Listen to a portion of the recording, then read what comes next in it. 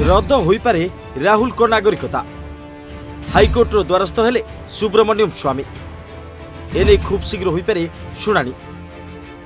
कांग्रेस नेता तथा विरोधी दल नेता राहुल गांधी निज बयानबाजी तथा कार्यशैली सबु बेले चर्चा रही था।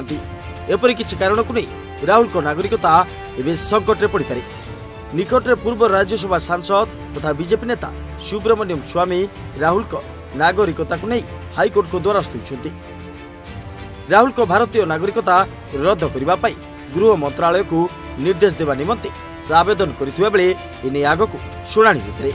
सुब्रमण्यम स्वामी मुताबक राहुल को नागरिकता रद्द नहीं से 5 वर्ष पूर्व ही गृह मंत्रालय रे अभियोग करथिले। हेले एबे जाए अभियोग आधार रे मंत्रालय तरफ कौन बयान जारी करा जाय नहीं। राहुल नागरिकता को नहीं फाइल करा जायथिबा आरटीआई आवेदन रो केंद्र सरकार कौन तथ्य दे नथिले।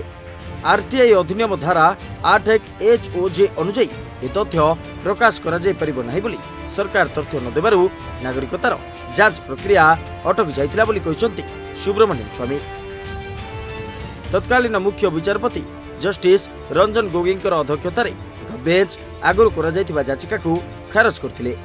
से कहिथिले जदि कोनोसी कंपनी अनुष्ठानर किछि फॉर्म रे राहुल को ब्रिटिश नागरिक बोली दर्शाइबार माने नुहे जे से प्रकृत रे जणे ब्रिटिश नागरिक।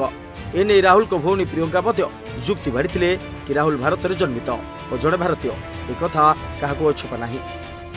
Report rising news.